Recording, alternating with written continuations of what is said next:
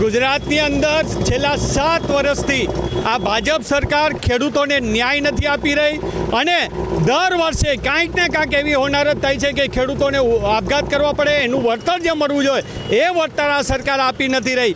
આજના આ વર્ષની અંદર પણ આપણે જોઈએ છીએ કે ખેડૂતને સુસાઇડ કરવું પડે। 2 દિવસ પહેલાં આપણા રાજકોટ જિલ્લાની અંદર 2 ખેડૂતોએ સુસાઇડ કરવું પડ્યું, કારણ કે સરકારને જે વળતર આપવું જોઈએ એ વળતર નથી આપી રહ્યું। ત્યારે કોંગ્રેસ પક્ષ એક ખેડૂતોના જે દિલની વાત છે, આજે એની જે ખરાબ પરિસ્થિતિ છે એની સાથે રહી અને એને ન્યાય દેવા માટે સોમનાથથી દ્વારકા સુધીની યાત્રા લઈને નીકળ્યું છે।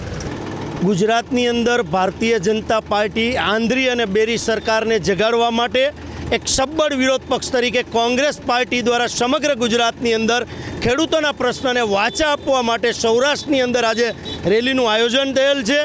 કોંગ્રેસની માંગ છે કે સમગ્ર ગુજરાતના ખેડૂતોનું દેવું માફ થવું જોઈએ।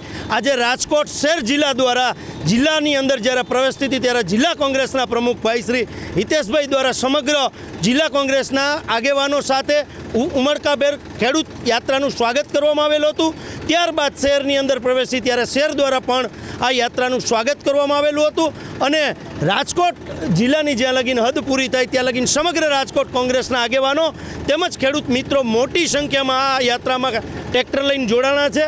જામનગરની સરહદ લગીન અમે રાજકોટ શહેર જિલ્લા પ્રમુખો બંને સાથે રહે અને કાલાવડ ડિસ્ટ્રિક્ટ લગીન આ યાત્રાની સાથે રહેવાના છે। આજ રોજ કિસાન આક્રોશ રેલી રાજકોટ જિલ્લામાં પ્રવેશી હોય ત્યારે પુરાઈ રાજકોટ જિલ્લો અને શહેર તરફથી ઉમળકાભેર આ રેલીનું આવકાર્યો છે। ત્યારે ભારતીય જનતા પાર્ટીની સરકાર હોય 35 વર્ષ થયા, ત્યારે પેકેજને બદલેમાં જે કિસાનોને લગતું પડીકું આપ્યું છે એના વિરોધમાં કિસાનોના સંપૂર્ણ દેવા માફ થાય સંપૂર્ણપણે અને ફરીથી વીમા ફસલ યોજના લાગુ થાય એવી માંગ સાથે અમારી આ જન આક્રોશ યાત્રા સોમનાથથી ચાલુ કરી અને દ્વારકા પૂર્ણ થવા જઈ રહી છે।